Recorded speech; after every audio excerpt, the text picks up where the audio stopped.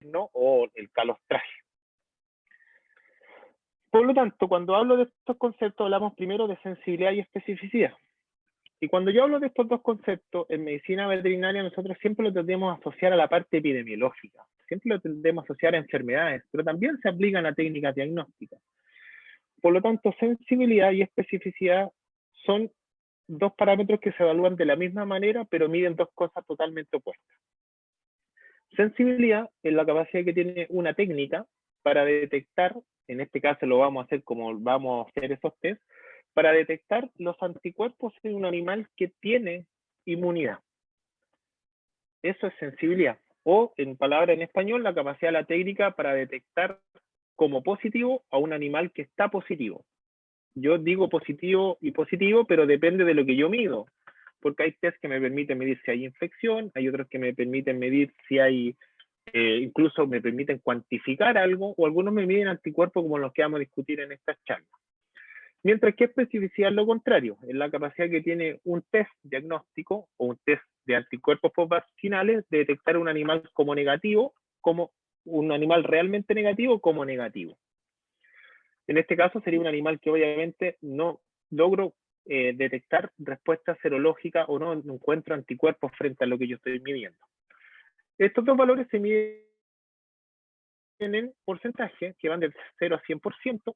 Idealmente, por lo menos para test diagnóstico, lo que se espera es que ojalá los dos valores estén sobre el 90%, ¿ya? Cosa que en el curso anterior, si alguno estuvo, mostramos claramente que los test Anigen, Agrolabo, IDEX, Virbac, Senspert o la marca que ustedes quieran, no hay mucha evidencia científica que realmente sean sensibles y específicos, y a veces nosotros confiamos ciegamente en sus resultados, siendo este positivo o negativo, y a veces nos podemos equivocar porque pueden haber falsos positivos o falsos negativos. Valor predictivo positivo le agrega más que una proporción, una probabilidad. Valor predictivo positivo es la probabilidad que tiene un test, no es lo mismo que decir proporción, la probabilidad que tiene un test para detectar a los animales realmente positivos o realmente con anticuerpos. Y valor predictivo negativo es la probabilidad de que un test detecte los animales realmente negativos. Para obtener esos valores es necesario saber los valores anteriores de sensibilidad y especificidad.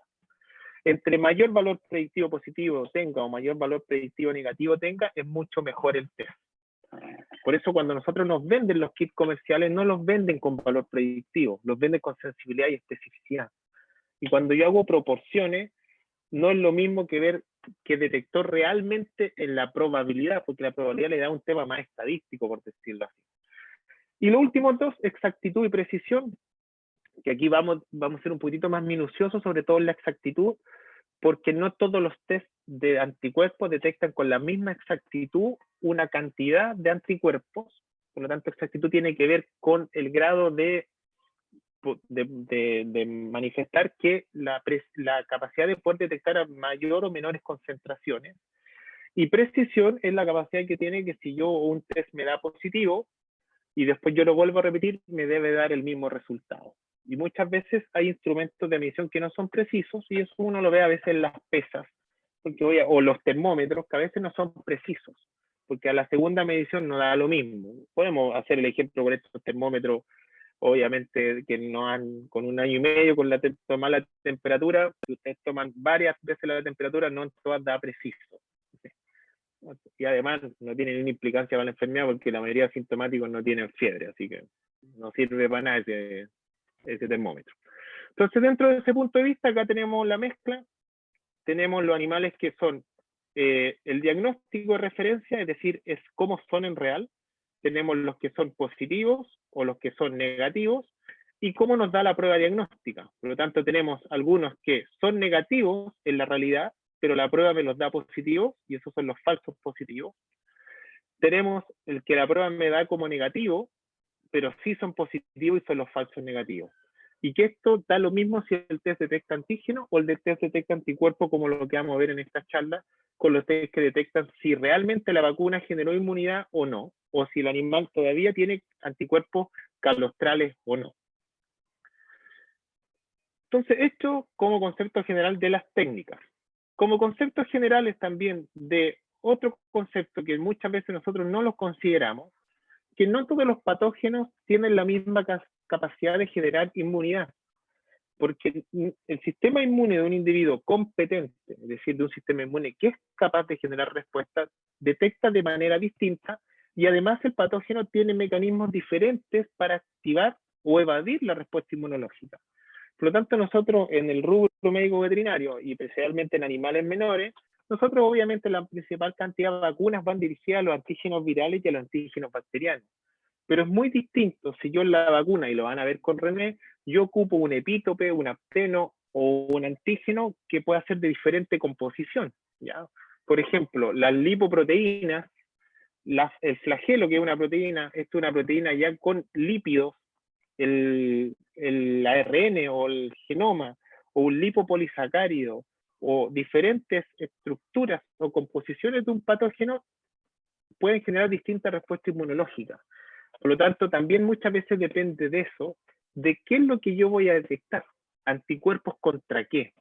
¿Qué es lo que mide el anticuerpo? ¿Contra un antígeno de superficie? ¿Contra un antígeno interno? ¿Con un antígeno de una composición X? Y eso también hace variar el que la sensibilidad de una técnica se modifique.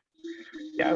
Esos receptores, perdón, el micrófono, esos receptores obviamente se le llama inmunológicamente toll-like receptor, que se descubrieron en moscas, tienen números y cada toll-like receptor se activa para el ingreso de algún tipo de epítope, apteno o antígeno. Acá sale una revisión pequeña, donde también lo van a ver con el curso, sobre todo en la parte inmunológica, cómo ingresan las bacterias, cómo ingresan los virus, cómo ingresan los parásitos y cómo cada uno genera una activación de un receptor diferente, y que estos patrones asociados a patógenos tienen algunos patrones de receptores que son comunes incluso, ¿ya? Pero no es el motivo fundamental de la charla, pero es para sentar las bases o el contexto inicial. Por lo tanto, ¿quiénes generan más respuesta a anticuerpos? Siempre lo que genera más respuesta a anticuerpos son las proteínas. Por lo tanto, si yo quiero escoger, por ejemplo, un virus, que un virus tiene proteínas, también tiene glicoproteínas, también tiene material genético. O si yo voy a una bacteria que tiene el lipopolisacárido, que tiene pared celular, que tiene también flagelo, dependiendo de su composición química de la estructura que yo esté hablando, obviamente la inmunogenicidad es diferente. Por lo tanto, a medida que yo voy bajando en este gráfico, desde aminoácidos, que son obviamente los monómeros de las proteínas, hasta llegar a las proteínas propiamente tal o péptidos, son obviamente mayor la respuesta antigénica. Por lo tanto, es muy distinto, como por ejemplo, si yo me voy al detalle de cuando yo hago, por ejemplo, el test rápido de SIDA felino, o a uno le hacen el test de VIH, de esos test rápidos, lo que buscan esos test rápidos son anticuerpos contra una glicoproteína, ¿ya? Y obviamente una glicoproteína no es tan antigénica como una proteína sola. Por eso es importante saber que obviamente hay ciertas partes de un microorganismo que tiene diferente estimulación o inmunogenicidad frente al sistema inmune. Y obviamente, y aquí estoy hablando de un sistema inmune que es, ahí tiene Mari Mujica abierto el micrófono, un sistema inmune que varía de acuerdo a la competencia que presente el hospedero y el animal, porque son diferentes un animal con otro. Pero cuando yo quiero ir ya entrando ya en terreno derecho, yo voy a hablar en esto de los anticuerpos. Y nosotros tenemos 5 tipos de anticuerpos inmunológicamente hablando, de los cuales en realidad nosotros en medicina veterinaria hay 4 que realmente nosotros aplicamos, empleamos, medimos de alguna u otra manera, o asociamos teóricamente que puede estar alto o bajo. Y esto se le llama inmunoglobulinas. Lastimosamente, en veterinaria no tenemos ningún examen de rutina que nos diga la concentración de cada uno de ellos. Por eso necesitamos abordarlos desde el punto de vista individual, algunos de ellos. Ejemplo, para que ustedes mencionen de qué manera yo puedo extrapolar las globulinas, por ejemplo, cuando ustedes miden un perfil proteico de un animal. En un perfil proteico existe albúmina, fibrinógeno y globulinas.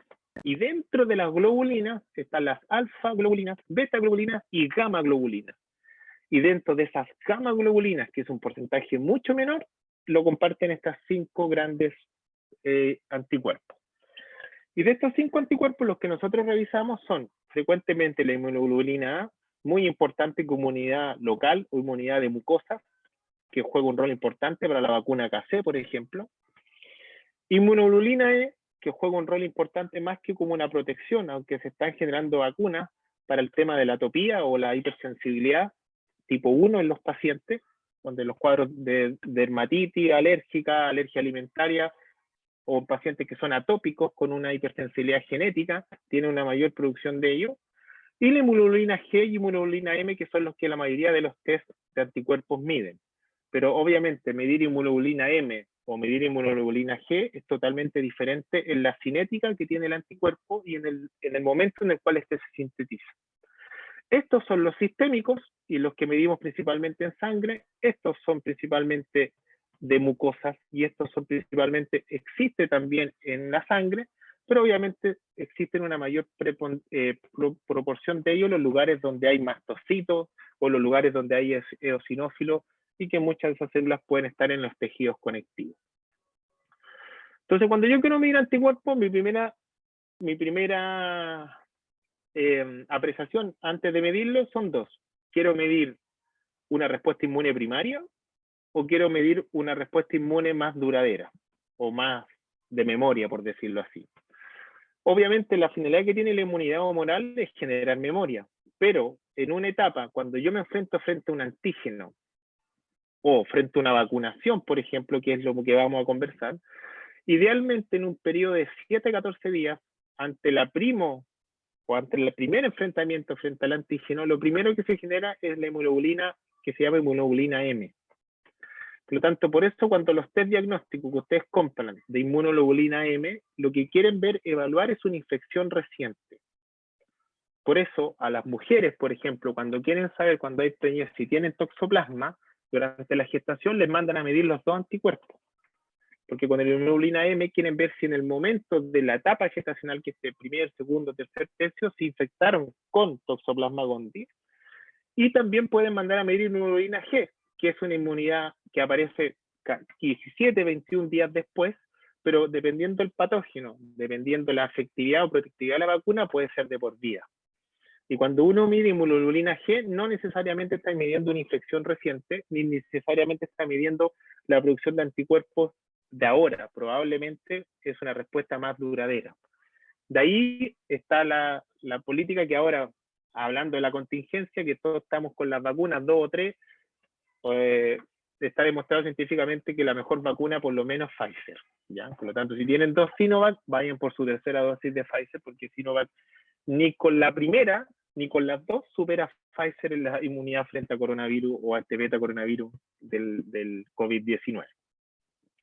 Entonces, en etapas tempranas, en las primeras semanas, predomina la inmunoglobulina M y en etapas ya más tardías o más duraderas, la inmunoglobulina G. Pero la inmunoglobulina G, dependiendo del patógeno y dependiendo de la efectividad de la vacuna, puede generar anticuerpos que duren mucho tiempo. Y lastimosamente para esta pandemia no tenemos todavía esa investigación porque hay que seguirlo durante mucho tiempo para poder saber si realmente es protectiva a largo plazo. Pero sí sabemos en perro y en gato que las vacunas, por lo menos las vacunas felinas, son muy buenas, es muy buena la triple felina.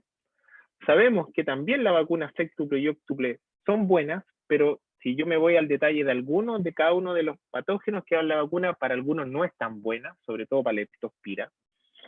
Y además, sé que obviamente muchos de ellos necesitan revacunación, ¿ya? Y otros no. Por ejemplo, igual lo vamos a utilizar, pero en el curso, la leptospira está demostrado que la inmunidad que genera una vacuna contra los serobares canícola y icteromorragia, que son los que vienen en las vacunas, principalmente caninos, la inmunidad no dura más allá de 7 o 8 meses. Por lo tanto, en condiciones donde el animal habita o tiene condiciones de riesgo, como compartir con otros animales domésticos, como el acceso a aguas que no están en aguas estancadas, no hay un buen control de roedores o en ambientes rurales, ese animal necesita un reforzamiento sextuple, quizás anualmente por la leptospira. Pero también los gringos ya han demostrado que uno debería vacunar o revacunar con sextuple y octuple cada 3 años. ¿ya? Y en otros países de Latinoamérica eso se hace.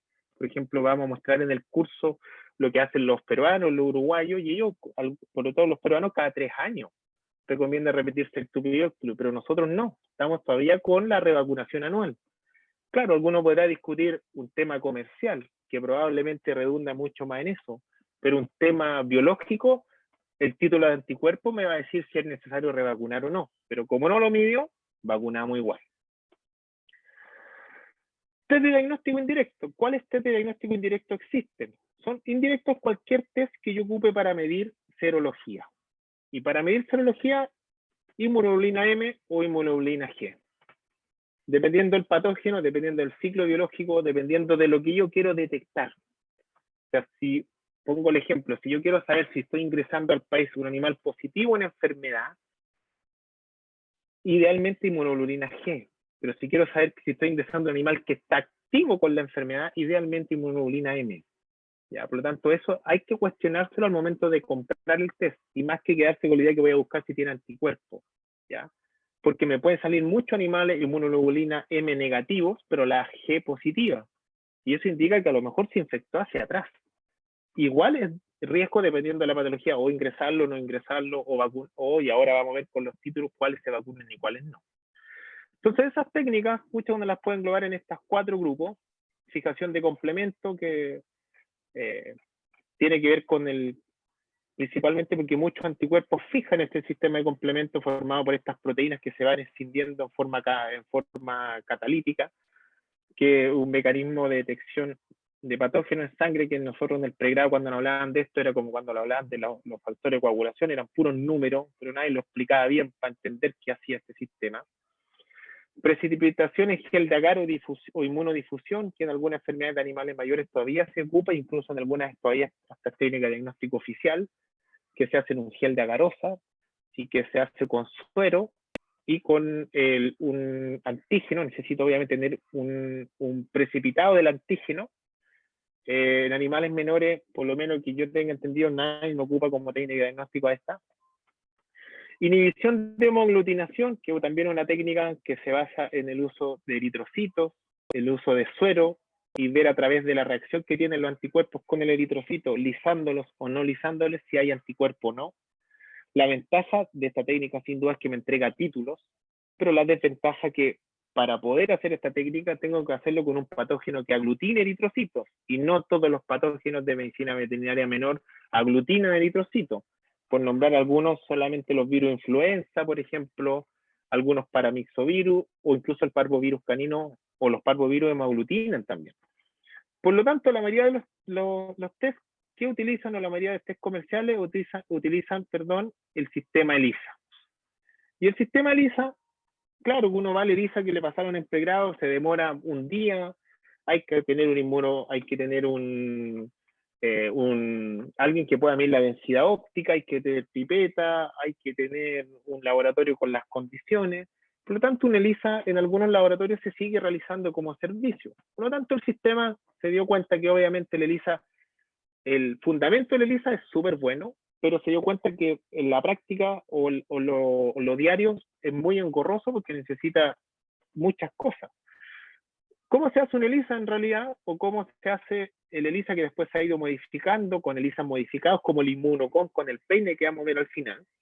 O con la inmunocromatografía, que estos test de oro coloidal a través de una membrana de nitrocelulosa.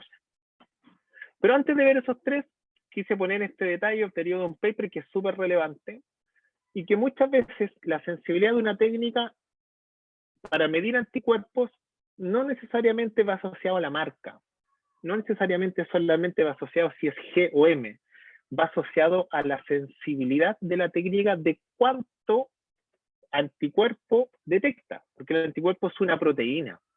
Por lo tanto, hay test que a medida que detectan condiciones más bajas son más sensibles. Por lo tanto, si ustedes ven, para que la inmunodifusión salga positiva, el suero en concentración de anticuerpos, para hacer un ejemplo, tendría que tener 30 picogramos por mililitro. En cambio, el ELISA necesita 0.0005 picogramos por mililitro. O sea, si yo divido 30 en eso, no sé cuántas veces exponencialmente es mucho mejor el ELISA que la inmunodifusión. Por eso, el ELISA son las técnicas más ocupadas, Y por eso también en endocrinología, muchos de los test que detectan hormonas que son proteicas ocupan radioinmunoensayo o el RIA, porque como ustedes ven, el nivel de detección de la proteína, que aquí pasa a ser no un anticuerpo, una hormona proteica, es mucho mayor. Por eso a veces la sensibilidad depende también de lo cuarto detecta. Por eso la fijación de complemento, como ven ahí, detecta más que la inmunodifusión, pero casi al igual que una aglutinación bacteriana. ¿Y dónde hacemos aglutinación bacteriana? Por ejemplo, en el MAT de leptospira, en la microaglutinación. Por lo tanto, que salga positivo, claro, o sea, si me sale negativo, perdón, a lo mejor había menos carga de anticuerpos en ese usuario y por eso salió negativo. Por lo tanto, son variables que uno tendría que por lo menos tener en cuenta. Y acá están los 4 anticuerpos más ocupados, donde los vamos a entrar en el G y en el M. Entonces, el de respuesta inmune primaria es el M. Entonces, como dice, es un anticuerpo aglutinante. Fija el complemento.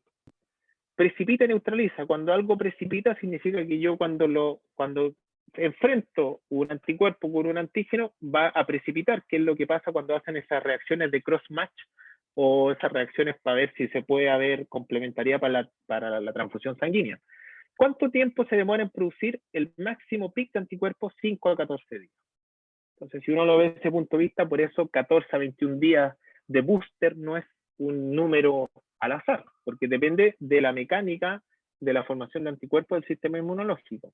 Y ya el anticuerpo ya que genera memoria y que puede durar meses, años o incluso de por vida, obviamente alcanza su pico 121 días después. Por lo tanto, hay una curva. Y esa curva que yo mostré anteriormente no significa que entre más dosis de vacuna voy a lograr una curva mayor. Porque las proteínas, nosotros no somos hiperproteicos. Por lo tanto, tenemos límites de producción de proteína. Además, no voy a lograr una curva universal, por decirlo al infinito y más allá, como dirían Toy Story, pero la idea es que nunca esta curva llegue bajo el nivel, o esté bajo el nivel de protección que vamos a ver después, o bajo el nivel o el periodo crítico, el periodo de ventana, que ese periodo crítico es el que no debo lograr con las vacunas. Dicho eso, ¿cómo se hace una ELISA? Bueno, aquí muestra una pequeña, aquí yo lo convertí a PDF, mil disculpas, al convertirlo a PDF se fueron las animaciones, ahí hay otro micrófono, aquí lo silencié, please, que es de Francisca Álvarez, mejor nombrarlo, así lo apagan. Francisca Álvarez, tu micrófono.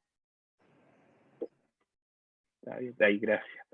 Entonces acá les pido disculpas, pero como lo presenté en PDF se perdió la animación, pero en realidad cuando uno hace ELISA, el ELISA que es una placa que viene en el fondo del pocillo, ya comercialmente viene adherido con lo contrario a lo que yo quiero detectar. Por lo tanto, si yo quiero detectar anticuerpos, en el pocillo viene antígeno. Pero el antígeno no viene el virus completo, viene una parte. Por lo tanto, dependiendo del antígeno que yo ocupe, ustedes ya han visto que una proteína es distinta a un lípido, o que una proteína es distinta a un ácido graso, o una proteína es distinta a un glúcido. Por lo tanto, si voy a comprar un test de ELISA, traten de comprar los test de ELISA que el antígeno que está pegado en la placa sea lo más proteico posible, porque es lo más inmunogénico. Entonces, después, ¿qué se hace? Se ponen dos, que es el suero, obviamente el paciente, y si el suero tiene anticuerpos, esos anticuerpos se van a unir.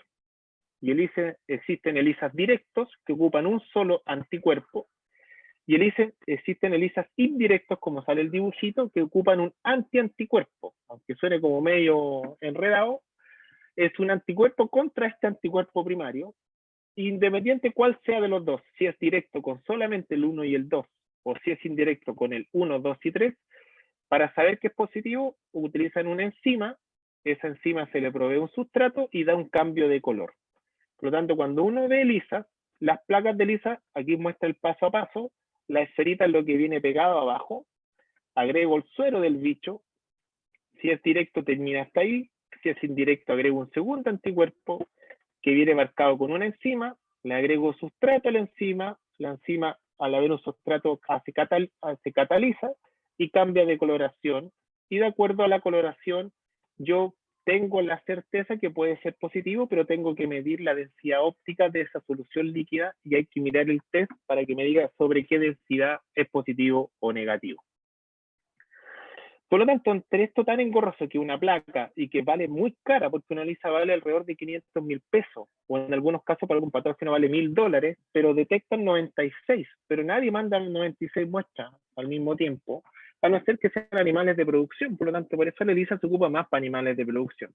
Por lo tanto, se empezaron a modificar los test y empezaron a promocionar este ELISA modificado de la empresa Biogal, que acá en Chile esto los vende Insubet. No son tan caros. La ventaja que permiten, si yo voy a hacer de un animal, puedo hacerlo de un animal, pero igual permite hacer 12 al mismo tiempo. Es un test que se demora en temporalidad 45, 50 minutos, y existen test para buscar antígenos y test para detectar anticuerpos. ¿Cuál es la dificultad de estos test? La interpretación. ¿Ya? La interpretación de estos test no es difícil, pero yo la encuentro súper subjetiva. Porque acá, mientras en el ELISA yo veo el color y lo ve un equipo que ve la densidad óptica por la inflexión de rayos de luz y ve cómo es la impedancia de esta luminosidad, acá yo lo veo a ojo humano. Y a ojo humano, un color que encima se ve negro, grises, no sé, y los hombres somos daltónicos, y para nosotros el plomo es plomo nomás, pues no le voy a poner un gris no sé cuánto. Y además lo que uno ve no es es la tonicidad, que el tono sea mayor que el control. Y a veces eso queda en la subjetividad. Pero son los únicos test que tenemos y el único que se vende, que se llama Canin Bucky Check. Como dice, un canino que va a detectar o va a chequear cómo está el estado vacinal del animal o los anticuerpos. Súper subjetivo en la interpretación, pero es un ELISA modificado, donde se va sacando varios pasos de la ELISA, como la incubación en cámara a 30 minutos. Acá se hace toda a temperatura ambiente y no necesita una estufa de cultivo ni nada particular. ¿Ya? Es un test que no es caro, pero yo creo que su gran diferencia, o su gran problema es la lectura de los resultados. Incluso en el último paper vamos a ver que no es el que tiene mejor sensibilidad de los 4 que comparan. Y después tenemos los inmunocromatográficos, que son estos test rápidos que los venden muchas empresas, todos los venden como que son la última chupa del mate, todos hacen promociones, todos los venden, no sé, hacen promociones de 5, de 10, de 12, de los que sean, vienen de regalo con algo que uno compre, pero nadie se fija en la sensibilidad y especificidad, y a veces estamos haciendo chequeo de enfermedad infecciosa o buscar anticuerpos, como buscamos, por ejemplo, para FIV o para SIDA, y los test son de una sensibilidad bastante mala, dudosa o poco comprobable. ¿Ya? Yo en el curso anterior que yo hice, en Virtualis, mostramos que los mejores test, por lo menos que existen, no tengo conflicto de interés con ningún laboratorio, pero Agrovet y IDEX son los mejores test que existen, pero que son más caros, pero me dan una mayor seguridad que cualquiera de los otros test de cualquier marca y sin ánimo de dañar otras marcas, pero los más que ocupa la gente, Anigen, Semper, Birback, y cosas que vayan al PubMed y busquen, pongan el nombre del test y vean cuántos papers hay del test de algunas marcas comerciales. No hay ni estudio científico que lo avalen, por lo tanto quedan con lo que dice el que lo vende. Entonces, ¿qué medicina basada en evidencia tenemos con respecto a la inmunidad contra las vacunas? Y aquí voy a partir con 2 conceptos básicos que están en estas 2 diapositivas. Cuando yo me pongo a buscar información sobre actualizaciones de vacunación, a mí lo que me llamó la atención es que no hay ninguna publicación en Chile que diga cuál es el calendario de vacunación en perros. Porque si ustedes van a un veterinario o a otro, todos tienen diferente protocolo de vacunación. Es decir, algunos ocupan séptuple, otros ocupan óctuple, otros ocupan pupidep, otros ocupan, mezclan durante el proceso, pero todos más o menos saben de memoria más o menos las fechas en las cuales se tiene que vacunar. Pero esa fecha uno la memoriza, pero la fecha tiene un sustento, porque todo es basado en evidencia biológica. Entonces lo que yo quiero mostrar aquí, y antes de ir al gráfico, es dar conceptos generales sobre todo la especie canina y felina. Por el tipo de placenta que presentan los carnívoros y presentan los cánidos y los félidos, la inmunidad, los animales cuando están intrauterinos son SPF, libres de patógenos específicos, o en otras palabras son xenobióticos, nacen sin ningún microorganismo. Pero una vez que ya pasan por el canal de parto, por un parto natural, o pasan por la piel, por una cesárea, ya empiezan a colonizarse. Y el animal, perro y gato, que es lo que va a profundizar más el curso, por su tipo de placenta tiene que atravesar cuatro como capas para poder llegar el anticuerpo al individuo. Por lo tanto, la mayoría de inmunidad, cuando nace un cachorro, el 90-95% se lo entrega a la madre. Y se lo entrega por calostraje. Y si ustedes asocian eso, nosotros en medicina veterinaria mayor sí existe, y sobre todo en yeguas, y sobre todo también en algunos bovinos o empresas grandes, le hacen pruebas para saber la calidad del calostro antes de administrarlo. O algunos congelan calostro. Nosotros en veterinaria, obviamente a veces el cachorro llega a nosotros y no tenemos el antecedente previo de si tomó o no tomó calostro, el tiempo que tomó, cuánta camada de animales hay, porque la transmisión del calostro es inversamente proporcional a la cantidad de la camada. Entre más camada tenga, obviamente lo que recibe de calostro cada uno es mucho menor. Además, tiene que haber con repercusión inherente del paciente la capacidad de que el perro pueda detectar el pezón o el tiempo en el cual se pega la madre para tomar, porque tiene cierto tiempo antes que las proteasas intestinales digieran la inmunoglobulina y antes que se absorban. Además, influye también el destete, influye también el estrés. Hay muchos factores que hacen que esta curva en todos los animales no sea igual, pero este es el esquema modelo. ¿Qué dice el esquema modelo? Y lo primero que tengo que considerar. Para yo saber cuándo empezar el protocolo de vacunación en un perro, tengo que saber cómo están los anticuerpos calostrales antes. Y esos anticuerpos calostrales se le llaman AOM, anticuerpos obtenidos de la madre. Los anticuerpos obtenidos de la madre descienden el 50% en un periodo de 10 días. O sea, si yo a un animal que nace le doy ahora calostraje, ya 10 días después ya tiene el 50% menos de anticuerpos. ¿Qué lo va alterando en los anticuerpos? La misma microbiota intestinal que se ha ido colonizando, se van degradando, y además mucha gente también comete el error de que quiere vacunarlo a muy temprana edad. ¿Ya? Porque todos hemos escuchado que hay que vacunarlo a los 45 y 60 días y lo sabemos como regla. O a los 45 días hay que estar vacunando. Y si yo veo el gráfico, 45 días son 1 mes y medio, 6 semanas o 8 semanas. Pero miren el gráfico. Entonces, 10 días ya desciende un 50%, y todo depende de cuánta cantidad de calostro y la calidad de calostro que tomó. Aquí está hecho como un ejemplo general, como si todos tomaran lo mismo y todos tuvieran la misma. Entonces, en algún momento cercano en este caso a las 6 semanas, por eso nosotros empezamos a las 6 semanas, pero no está del todo correcto. A las 6 semanas ya están descendido totalmente el umbral mínimo de protección frente a infecciones ambientales. Por lo tanto, cuando ya se acercan las 6 semanas del cachorro, y el cachorro en las primeras semanas depende solamente de la inmunidad humoral, después va reforzando su inmunidad celular, pero los anticuerpos son fundamentales. Por lo tanto, a las 6 semanas ya los anticuerpos calostrales ya están en un nivel que están llegando al umbral mínimo de protección frente a una infección de campo o una infección natural, por decirlo así. Sin embargo, a ese nivel de anticuerpos, todavía estos anticuerpos pueden bloquear los anticuerpos vacinales o vacunales.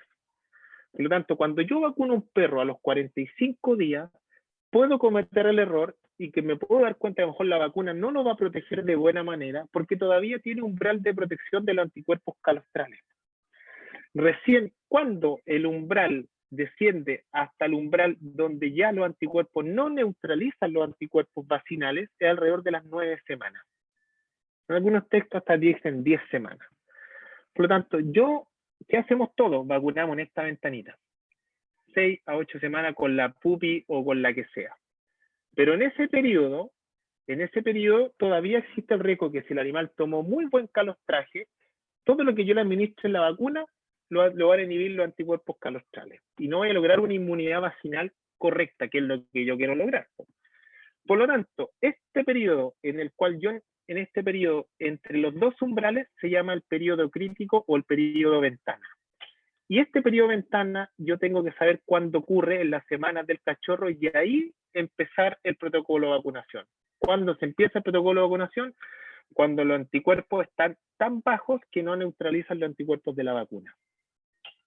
Entonces, ¿cuándo lo puedo hacer? Cuando mida los anticuerpos. Si no los mido, voy a seguir haciendo este protocolo y puede ocurrir lo que pasa no frecuentemente, que lo vacuno y el animal igual se enferma, o a lo mejor no logro el efecto deseado, o cuando voy a cuantificar los títulos de anticuerpos que logro son bajos.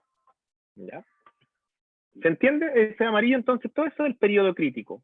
Pero si los anticuerpos calostrales están sobre el umbral de neutralización, la vacuna no va a tener el mismo efecto. Por tanto, para explicarlo de otra manera, este paper muestra qué pasa en un cachorro A que tuvo un mal calostraje, o que tomó poco calostro de baja calidad, y un cachorro B que tomó buena cantidad de calostro. Por lo tanto, los periodos críticos son diferentes.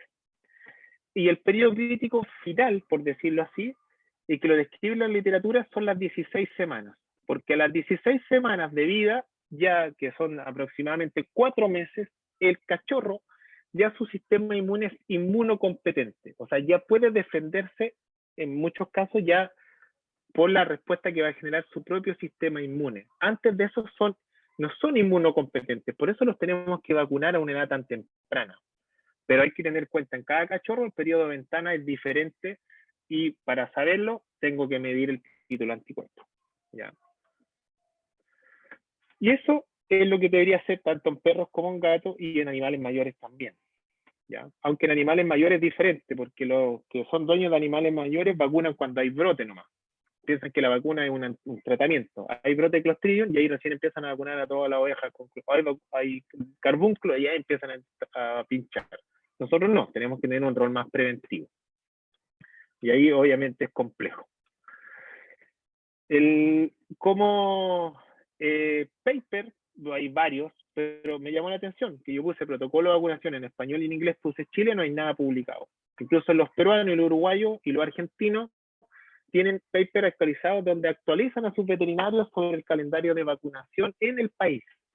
Y en esos papers sale el nombre de la vacuna, la marca comercial, la edad de administración, el laboratorio que la produce, el antígeno con el cual está hecho, qué tipo de vacuna es, pero nosotros en el pregrado de inmunología no nos enseñan nada. No tengo nada contra los inmunólogos, pero la mayoría de los profes de inmunología no eran veterinarios, la mayoría eran bioquímicos. Por lo tanto, enseñan el fundamento teórico de la inmunología, pero no la parte práctica, que para nosotros la vacuna es fundamental. Son uno de los principales motivos de ingreso comercial de una clínica y son la principal manera de fidelizar un nuevo cliente. Entonces, este objetivo fue ver cómo estaba la inmunidad humoral después de vacunar perros y gatos en Colombia, que hubo un brote de rabia en un sector de Colombia, y después empezaron a vacunar a animales y después le midieron anticuerpos. Y fue un muestreo a 130 perros y a 38 gatos, de diferentes zonas rural y urbana, y la OIE profesa que este kit de diagnóstico es el oficial, el oficial para anticuerpo antirrábico. Ahí está el nombre, ahí está el laboratorio, y se le hicieron y vieron que, por ejemplo, en los perros, que acá están los resultados, el 40% de los perros títulos a categoría protegido. O sea, de 100 perros, 40, por hacer un nombre más fácil, estaban protegidos según la titulación. 59 estaban insuficientemente protegidos y un 1% no tenía protección. En los gatos también lo mismo, donde están casi a la par lo protegido con lo insuficientemente protegido. Pero acá sí son estudios, pero nosotros nos vamos siempre con la idea, si ponemos antirrábica, creemos que el 100% está protegido, y no es así, porque hay variables individuales, hay anticuerpos calostrales, hay curvas de descenso, hay periodos críticos diferentes. Tanto lo ideal sería hacerlo. Imagínense leyendo esto o tratando de explicar esto, que la antirrábica los digan ponerlo a los 2 meses. O sea, poner a los 2 meses, poner la antirrábica aquí. Y ya con todo lo que yo le he comentado, no tiene ningún raciocinio poner una antirrábica a los 2 meses. ¿Ya? Por lo tanto, por eso mucha gente al final, claro, no sigue el protocolo o la normativa, pero sí todo emitiendo un certificado que al final es lo valedero de una vacuna antirrábica. Pero la ley dice que en Chile que a los 2 meses perro y gato hasta el hurón están metidos, que hay que revacunar un reforzamiento antes del año y después anualmente. Pero bajo ningún sustento de revisar literatura, que ver que realmente el título de anticuerpo, por lo menos en 59% de estos perros, no tenían ni protección. Y a lo mejor fue porque la vacuné y el animal era muy joven. O sea, si no revisamos esto, estamos haciendo todo mal. Este de otro país, Nigeria, pero no muestra nada muy diferente, pero lo que sí es importante, y aquí yo me quiero referir, igual lo voy a profundizar en el curso, las únicas vacunas imprescindibles para perro son distemper y parvo. Imprescindibles. Todo lo demás que venga puede ser prescindible. Corona, para influenza, adenovirus, podemos discutir si quiere la leptospira, más que nada por la parte zoonótica, pero ninguna de ellas es imprescindible. Distemper y parvo son lo imprescindible. Por algo la pupi viene con esos dos nomás. Entonces acá yo encontré este paper y cuando lo traté de buscar, era veían la respuesta o el estado inmune frente a anticuerpos para parvo y distemper mediante el test Immunocom, que es el test que venden acá en Chile. Ahí salen 120 perros, sale el sexo en el cual tenían, y ellos encontraron que obviamente los niveles de inmunidad producidos por la vacuna tenían una alta asociación y que la mayoría de los perros tenían altos títulos de anticuerpos para esta enfermedad. Lo cual quiere decir que la vacuna para parvo distemper del todo, en el sentido de generar inmunidad, no es malo, pero todo depende de la cepa de la vacuna y del momento que yo le puse la vacuna. Por lo tanto, no encontraron diferencias en la inmunidad que se genera para parvo y distemper después de la vacuna. En estos grupos de animales, obviamente hay varias variables que pueden influenciar, pero aquí no encontraron ninguna diferencia estadística ni entre el sexo, ni la raza, ni la edad, y al contrario, el nivel de inmunidad por ambos fue alto. Este es no sé si este es este es el penúltimo. Acá también encontré otro paper donde ocupa también la medición de un ELISA para medir cuánta inmunoglobulina M, es decir, cuánta inmunidad genera a los 7 o 14 días después de la vacuna. Y los midieron por cierto periodo de tiempo. Y midieron tanto IgM como también IgG. ¿Qué lograron cómo obtener? Que cuando yo vacuno, voy a poner el ejemplo hipotético, yo vacuno a un perro en la edad que corresponde, sobre o dentro del periodo crítico estudiado, que en teoría es cuando tengo que vacunar cuando los anticuerpos vacunales calostrales no me neutralizan los vacunales, es decir, cuando ya descienda mucho la curva calostral, ellos demostraron que vacunando a los animales, después de 9 días para distemper, ya encontramos los títulos de anticuerpos altos. Y algunos se mantenían altos o empezaban a generar los anticuerpos hasta 12 días después. Por lo tanto, por algo 14 o 21 días después hay que vacunarlo. Y algunos de estos perros para distemper los siguieron también para medirle cuánta inmunoglobulina E generaba, y ellos también generaban inmunoglobulina G ya 9 días después de la vacunación. Por lo tanto, ¿qué quiere decir? Que la vacuna logra el efecto de generar inmunidad, pero otra cosa es hablar si los títulos de anticuerpos son acordes para ese patógeno o si el test que yo ocupé detectó bien o no a estos animales que tienen anticuerpos. Y por último, que ya los va quedando las menos diapositivas, este es el estudio del 2021, donde lo hicieron, no sé de qué país son estos personajes, compararon los 4 test comerciales que existen para detectar anticuerpos contra solamente parvovirus canino. Y en el número, o en el grupo, aparece acá el nuestro, o sea, el que venden acá, que yo lo he cotizado varias veces y solamente está en Insubet, que no sé si aparece acá, que se llama Immunocom, que es el Bakicheck. ¿Qué es lo que mostraron ellos? A ellos, además de comparar los 4 test, hicieron si había concordancia entre ellos y vieron sensibilidad y especificidad de cada uno de ellos. Acá salen los animales que escogieron, separaron los animales, los perros que eran con dueño, por raza, por sexo, por estado reproductivo, por estado de salud, y vieron los puntos de corte, cómo se almacenaban cada uno de los test. Aquí salen todas las indicaciones del test. Por lo tanto, el que tenemos nosotros en Chile, que es este Immunocom, detecta anticuerpos contra parvo, contra distemper y contra adenovirus. O sea, me serviría para sextuple u octuple. ¿Cómo se mantiene el test? Refrigerado. ¿Cómo se hace el test? Obviamente después de dejar el Immunocom a temperatura ambiente, se puede hacer y se demora 21 minutos en hacerse. ¿Qué necesito? 5 microlitros de suero, 5 microlitros de plasma o 10 microlitros de sangre entera, lo cual es nada porque 1000 microlitros es un ml, por lo tanto necesito una ínfima parte de ello. Y los otros test hay algunos que, por ejemplo, la ventaja que tiene el Immunocom que dice adenovirus, cosa que los otros solamente distemper o parvo. Ahí salen los nombres comerciales, nos salen aquí, habría que ver en el paper, que se les puedo compartir, el laboratorio que los vende. Pero al ver los resultados, acá está el Immunocom, que yo me quiero centrar. Entonces acá está el resultado del Immunocom. El Immunocom lo tomaron como lo pusieron de los primeros. Entonces aquí dice, ¿cuántos fueron negativos? 46 de un total de 49. 57 fueron falsos negativos. O sea, imagínense, 46 fueron verdaderos negativos, 57 fueron falsos negativos. O sea, no les detecté título de anticuerpo y no eran negativos, tenían título de anticuerpo. Y también vemos lo que pasa con los falsos positivos también acá. Viendo esto que a lo mejor nubla por números, es mejor pasarlo a porcentaje. Por lo tanto, ¿cuánto es la sensibilidad del Immunocom? 70%. ¿Y cuánto es la especificidad del Immunocom? 94%. ¿Qué quiere decir con eso? Que por sensibilidad o especificidad me quedo más tranquilo, que tiene una capacidad de detectar mejor a los negativos que a los que no tienen anticuerpos que a los que tienen. ¿Ya? Pero si yo comparo la sensibilidad del Immunocom con los demás, acá hay otro que lo supera un 95%, un 73%, un 80%, un 98%. ¿Con cuál de estos cuatro me quedo? Con los que tengan los valores más cercanos entre ellos. Por lo tanto, este es el mejor test si uno quisiese comprarlo para detectar los títulos de anticuerpos en los animales después de una vacunación. Y este es el último paper, o el único que encontré, 2021. Nosotros tenemos este.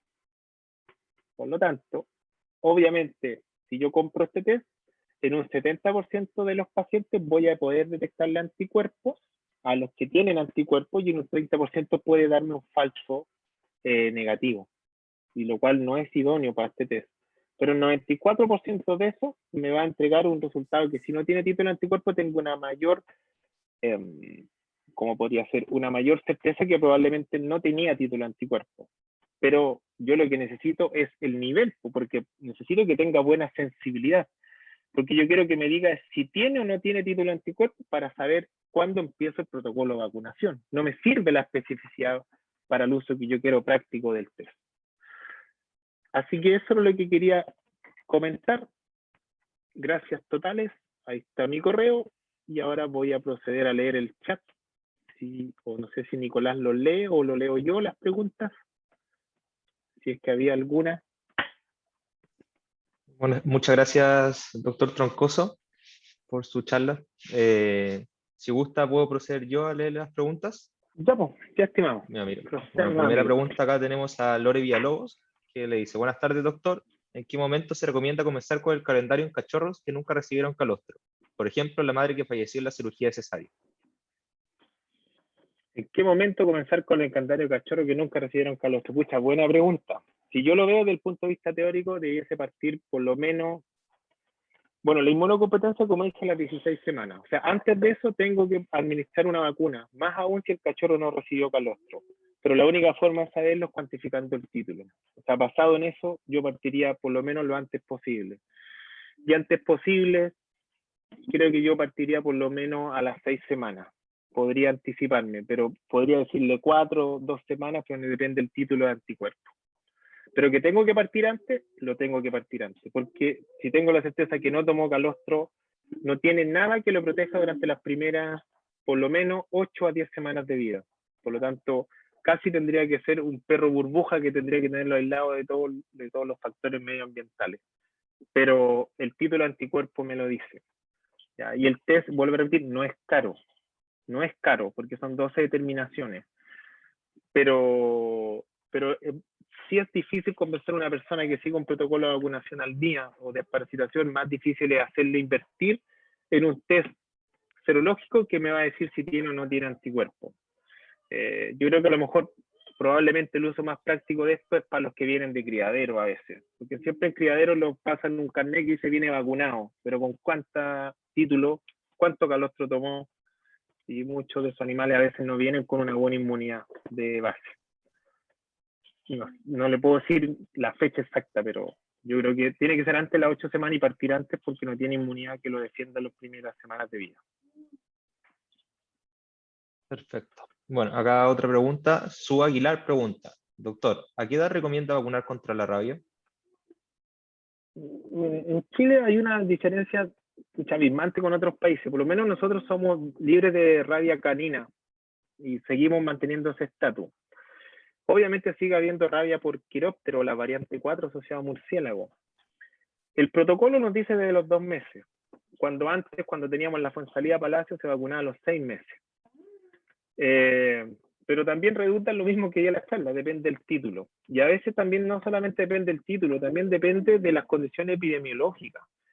Si yo voy a tener un animal que va a estar en un departamento o que va a ser indoor, y obviamente en el lugar no existe.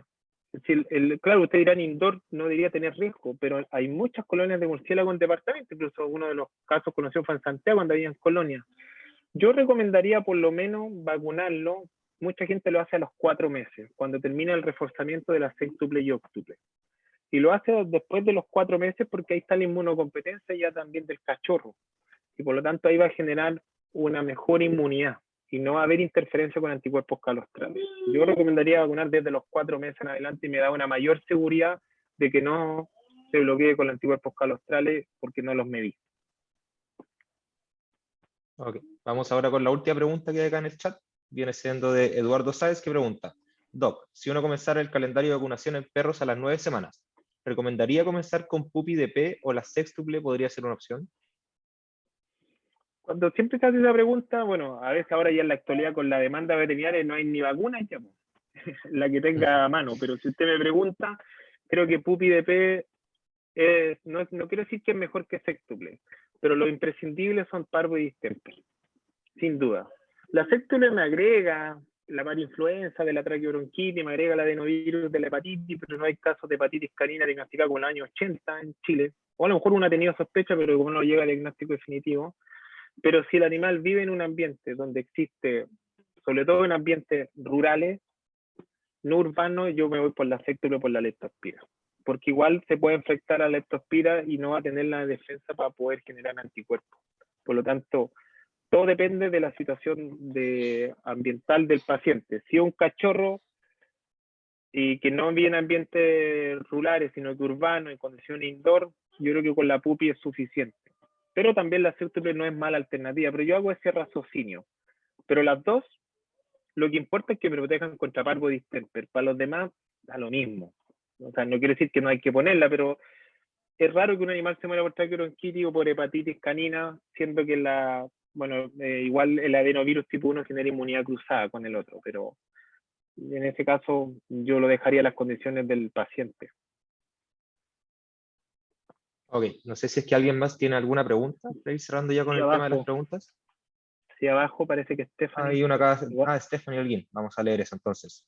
Stephanie dice: para usos prácticos, si quisiera comenzar a implementar Immunocomp como rutina antes de comenzar a vacunar, ¿es razonable?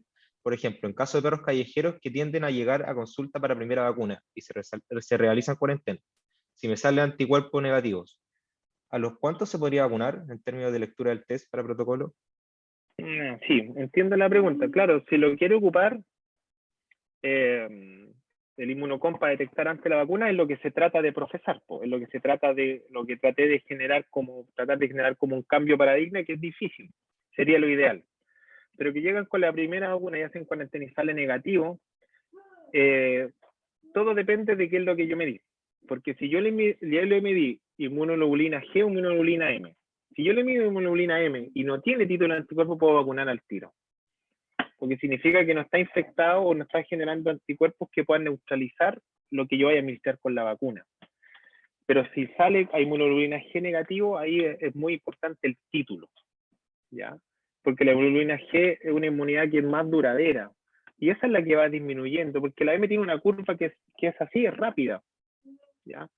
Por lo tanto, depende de qué anticuerpo yo me di, pero uno debiese vacunar idealmente, como los anticuerpos se mueran 7 a 14 días, si yo vacuno 7 días después de eso, tengo una ventana de 14 días porque obviamente le hice los 7 días de periodo de incubación o cuarentena y 7 días, y a lo mejor de ahí debería empezar a vacunar, para darme la certeza que en esos 14 días no tuvo producción de anticuerpos.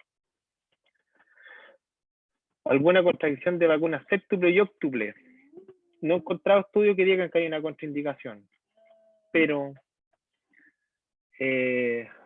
yo siento que es peor que eso sobre que falte. O sea, poner tantas vacunas en un periodo de tiempo que a veces algunos desparasitan y ponen todo lo del año en un solo día, que yo creo que a veces no es recomendable. No hay una contraindicación, pero obviamente estoy saturando un sistema inmune que estoy infectándolo. Acuérdate que yo una vacuna estoy infectándolo más controladamente, lo estoy infectando con 7 agentes y voy con la célula antirrábica contra 9 agentes. Por lo tanto, yo recomendaría hacerlo en forma separada. Solamente por la sobrefuncionalidad del sistema inmune, que además yo estoy hipotetizando que es un sistema inmune inmunocompetente. Porque yo lo único que veo es que sea clínicamente sano, pero eso no dice nada. O sea, por lo tanto, además, animales con hipoproteinemia tienen menos globulina, por lo tanto, ellos tienen menos posibilidad de producir títulos de anticuerpos. Yo no las pondría juntas. Es mi raciocinio, pero tampoco soy dueño de la verdad. Hay hartas preguntas, hay que tomar el curso entonces. ¿Qué opinas Sí, sobre la hay vacuna varias Yardia? preguntas. Hay una vacuna que se llama Yardia-Vac, que en realidad yo no he leído así como estudios específicos, pero para el curso obviamente tendré que entregar esa información, no he leído a la actualidad todavía. Pero la vacuna de Yardia es como la vacuna de coronavirus en persona, como la vacuna de coronavirus en niños. El hecho de que yo vacune contra Yardia, lo único que voy a disminuir va a ser el riesgo de hospitalización, el riesgo de severidad de cuadro. El animal igual se va a colonizar. Igual va a ingerir Yardia porque están en el agua, en el ambiente. Además, creo que esa vacuna, claro, si yo encuentro que en el sopesar existe una gran cantidad de casos de Yardia, pero en criadero, claro, en Yardia yo la podría evaluar. Pero una persona en criadero lo que menos hace invertir en costo. Pero yo creo que no me da ningún beneficio más de lo que pueda generar una inmunidad local, una inmunidad natural. Por lo tanto, yo creo que no es más, es como la KC también. La KC también es un tema comercial, si es un cuadro autolimitante. Es un cuadro donde al final yo no estoy dejando que el animal tenga su propia inmunidad, y además la KC lo más importante es la inmunoglobulina A, no la inmunoglobulina M o G sistémica, porque la importancia de un cuadro local, la inmunidad a nivel local es la que más importa. Fracción de coronavirus de la víctima. Es que el coronavirus en realidad, la vacuna de coronavirus es lo mismo que sufren personas que estamos haciendo por COVID. O sea, ¿me va a evitar que me haya coronavirus? No. ¿Pero me va a evitar una virulencia y una patogenicidad más alta? Sí. ¿Me va a evitar la hospitalización? Sí. Pero en Chile nadie hace diagnóstico coronavirus. Incluso mucha gente ni siquiera hace diagnóstico de parvo, lo hace oloríficamente, como digo yo, o lo hace hematológicamente, o no lo hace. Por lo tanto, entre poner el corona del óctuple o no ponerlo, no hay mucha diferencia, porque el coronavirus no es imprescindible, es prescindible, no es necesario, obligatorio hacerlo. La última, empiezo a curar desde antes de las 6 semanas, pero tengo que inocular todo el líquido de la vacuna. La subdosificación en medicina veterinaria no existe, la dosis completa. No existe el fraccionamiento. Así que hay que ponerla completa. Ya, porque mucha gente, hay una especie de mito que dice que la pupi de pez se puede poner para cachorros que pesan menos. No, la dosificación de la vacuna es estándar para cualquier peso. No es como una posología de miligramos por kilo, no. La dosis se pone completa, ¿no? Y el uso correcto de la vacuna se refiere a la sextuple o la octuple, la orina, o en general. Me gustó la última pregunta de su Aguilar. O sea, el uso correcto en realidad de cualquier vacuna es, primero, saber el título de anticuerpo. Segundo, si pongo la primera dosis, repetir el booster 14 a 21 días. Y, según los estándares internacionales, si no han cambiado las vacunas, sigo poniendo la misma, me refiero, el mismo antígeno o el mismo epítope, el mismo nombre comercial, deberíamos repetir cada 3 años. Pero obviamente económicamente para las clínicas no conviene que el propietario vaya cada 3 años a la clínica, sino que vaya anualmente. Porque yo desde que estudié, egresé y he visto clínicas que ponen hasta 8 o 9 sextuples en el primer año. Y eso a la larga genera un problema porque igual se le va a enfermar, se puede enfermar el perro. Y ahí qué excusa tengo para el veterinario, para el propietario, ninguna. Después me tendré que defender de la funa, ¿no? Y ahí no hay nadie que nos proteja todavía, o ninguna ley que nos proteja. Y la última, tercera dosis vacuna, sí. Si usted tiene Sinovac, las 2 primeras necesita obligatoriamente Pfizer. Si usted tiene 2 Pfizer, quédese tranquilo. Pero si es de población de riesgo con inmunocompromiso, póngase la tercera de Pfizer. El estudio que publicaron hace como unas 3 semanas, chileno, un grupo chileno, demostró que el título de anticuerpos de la Pfizer después de semanas de la segunda dosis se mantiene a 92% de la protección. En cambio, el Sinovac con suerte llega al 50%. Después de 2 dosis, la Pfizer logra casi 95% a la primera dosis. Por lo tanto, es mejor Pfizer, ¿ya? Estamos bien, dicen. ¿Qué precio tienen los exámenes para medir título? Escucha, ¿lo tengo aquí o no? Déjeme, con esto termino, porque yo le coticé a Insubet hace poquitito por otras cosas y ellos me mandaron el valor. Tendría que verlo, pero no lo tengo aquí, parece. Pero Insubet el que lo vende. Pero esto debe valer, creo que precio puesto sale como 12.000, 15.000 pesos. Cada uno al final lo cobra como un Snap 25 o más. ¿Ya? Pero a veces lo que yo no leí, y que puede ser, y con esto finalizo, que si yo quiero hacerle una camada, bueno, algunos dirán que pucha, me estoy yendo en contra de lo que dije, pero si quiero hacerle una camada, a lo mejor le tomo un pool de muestra, pues. Mezclo el suero de varios individuos, último para saber si hay título de anticuerpo, no, pues. Pero obviamente esto debiese hacerse individual. Saludo a varios de los que consultaron, a varios, a Lorena, a alguien que, a mi hermanito que me escribió ahí, a Pablito Caro, un abrazo, amigo. Y a varios que conozco, a Bárbara también, que me imagino que es la Bárbara que conozco, y a muchos más. Y espero que les haya gustado. Tomen el curso, porque el curso vamos a ver vacuna por vacuna y vamos a ver vamos a verlo de este punto de vista. Vamos a ver el nombre de la cepa de la vacuna y si esa cepa está en Chile o no. Y si no está en Chile, ¿contra qué cepa estoy vacunando? Que a lo mejor no sirve para nada porque no tenemos ni siquiera la cepa en Chile. Así que por eso es importante. Muy bien, Constanza. Buenísimo, doctor.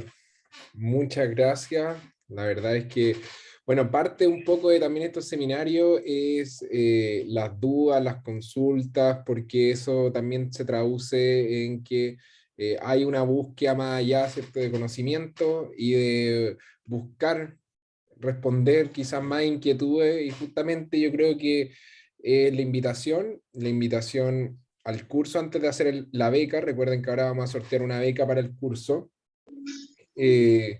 Antes de ello, un poco explicar que este era el foco, o sea, hacer un seminario, como ustedes vieron, bastante estructurado. Agradecerle, por supuesto, al doctor Troncoso, porque la verdad ahí además con evidencia muy actualizada, con una estructura también pedagógica de explicar incluso los conceptos más generales al inicio, de especificidad, sensibilidad, cosa que todos se estandariza un poco también. Así que, doctor, agradecerle, por supuesto, antes de hacer este sorteo, porque la verdad, una muy buena explicación y un muy buen seminario. Bueno, obviamente ahora vamos a hacer el sorteo, dejarlo invitado el próximo, bueno, el día 23, así que queda todavía un poquito. Vamos a tener ahí un curso relacionado justamente en actualización en inmunización de perro y gato. Y ahora Gustavo nos va a hacer el sorteo en vivo, así que atentos, atentos ahí. Dame un segundo, Gustavo, quería... Ahí sí. Perfecto. Bueno, ahí entonces, esto es una beca totalmente gratuito, o sea, financiada al 100% para el curso de actualización en inmunización. Es un curso que está valorizado en aproximadamente 30.000 pesos, por lo tanto, un curso de 8 horas sincrónicas que está acompañado de una plataforma, material de apoyo. Hay las grabaciones para que los puedan ver posteriormente durante un cierto periodo, certificación mediante un organismo técnico de capacitación. Así que ahí, ojalá que lo gane él o la afortunada. Recuerden que el compromiso, o bueno, la verdad, quizás como lo que sí o sí se tiene que cumplir como prerequisito es que el ganador tiene que ser médico veterinario o estudiante de cuarto o quinto de medicina veterinaria. Ya eso después lo vamos obviamente a validar posteriormente, pero es un prerequisito porque estos cursos justamente están destinados a los profesionales. Y nosotros no podíamos controlar ahí quién se inscribía o no en el webinar. Por eso lo adelanto para que después no hayan ahí malos entendidos. Así que, Gustavo, todo tuyo, ahí se inscribieron 200 y tantas personas aproximadamente, 213. 213 personas tenemos inscritas. Vamos a tener un ganador, y ese ganador después, si no está en la sala, pasamos al siguiente, y así sucesivamente. Hay 50 suplentes, así que esperemos que salga la primera. Ya Claro. damos 3 segundos y si no al agua, la persona tiene obviamente que hablar y hacerse presente en la sesión. Entonces comenzamos. Excelente. Vamos. Bueno, primero que todo vamos a ver acá, que vean que está la lista de todos los participantes que se inscribieron en el webinar. Son bastantes, 213 como dijimos delante. Así que ya vamos a hacer el sorteo ahora. Como dijimos, es un ganador y la idea es que el ganador se haga presente cuando diga su nombre. Así que vamos a comenzar. Aquí se le pone suspenso con la cuenta regresiva. Vamos. A ver, y ganó Claudio Marín. ¿Se encontrará por aquí Claudio Marín? No veo a ningún Claudio Marín en la sala. ¿Ninguno? A las 1, a las 2 y a las y 3. al agua. Yo Al veo agua, una entonces. Sandra Pérez. Sandra Pérez, ¿se encontrará por ahí Sandra Pérez? Presente, dice. Sandra, Presente, dice. Eres médico veterinario o estudiante de cuarto y quinto, ¿no? Para confirmar nomás. Sandra. Médico veterinario. Perfecto. Bien. Sí, ya tenemos la ganadora de la beca para el curso de actualización en inmunización. Así que por favor, Sandra, nos vamos a comunicar contigo para entregarte. ¿Puedes dejar de compartir nomás, Gustavo? Sí. Felicitaciones, Sandra. Ahí lo vamos a dejar anotado. Tenemos tu correo, obviamente, y tus datos porque te inscribiste, así que la verdad, súper contento. Y bueno, ya con esto, finalizar, agradecer a todos y todas las participantes, dejarlo invitadísimos para el curso, dejarlo invitadísimos para las otras instancias gratuitas que tenemos también de seminarios web. Pueden seguir la red social @virtualisvet. Ahí publicamos todos estos eventos y todos estos seminarios y alguna otra instancia y concursos que vamos realizando. Así que invitadísimos todos. Agradecerte, Ignacio. Muchísimas gracias por la presentación. La verdad, muy, muy buena. Y bueno, que tengan una muy bonita semana ya finalizando. Así que último día mañana. Que les vaya muy bien. Gracias, doctor. Chao, chao. Chao, Nicolás. Chao. Que estén bien. Gustavo, muchas gracias. Muchas gracias a todos y todas.